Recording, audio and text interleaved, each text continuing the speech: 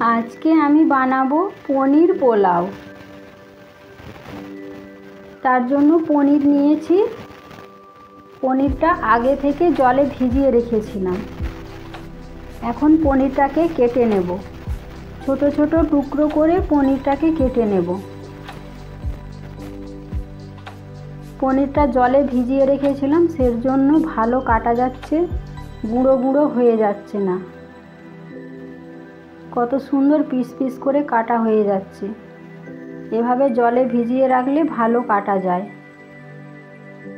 আর ভাজার সময় গুঁড়ো গুঁড়ো হয়ে যাবে না। সব পনিরের টুকরোগুলো কেটে নিয়েছি। এরপর কড়াইতে সাদা তেল দেব। তেলটা গরম হয়ে গেলে ওর মধ্যে পনিরের টুকরোগুলো দিয়ে দেব। লবণ দিয়ে দেব।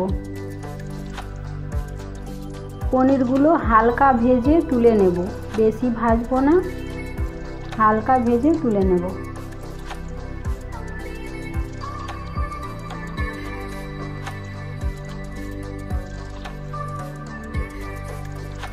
ওই তেলের মধ্যেই সবজিগুলো ভেজে নেব। বরবটি দিয়ে দেব।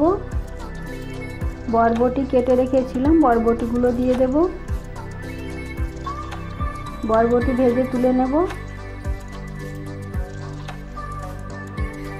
গাজর কুচি দিয়ে দেব। গাজর কুচিগুলো ভেজে তুলে নেব।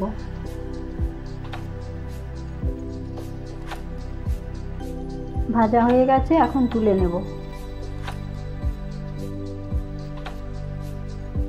ক্যাপসিকাম কুচিগুলোও ভেজে নেব। বেশি ভাজবো না, হালকা করে ভেজে তুলে নেব। গোটা জিরে দিয়ে দেব এই তেলের মধ্যেই।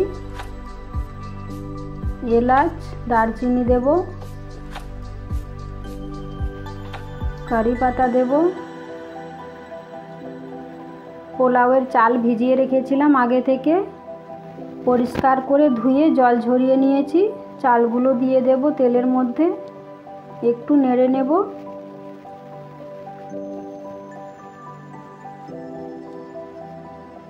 লবণ দেব।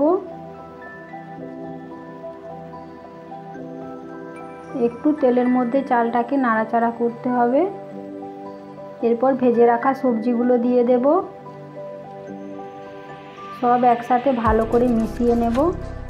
খুব বেশি উপকরণ দেব না, সামান্য উপকরণেই বানাবো পোলাওটা।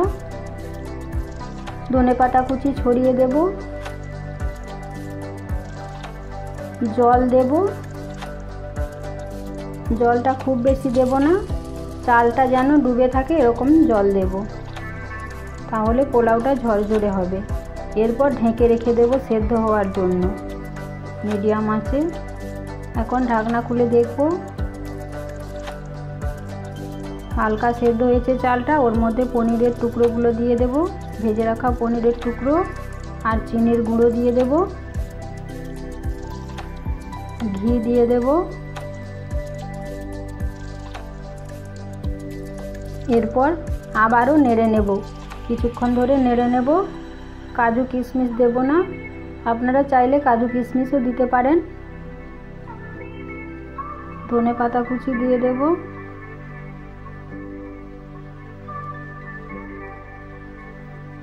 কাঁচা লঙ্কার কুচিও দিয়েছি, ওটা দেখানো হয়নি।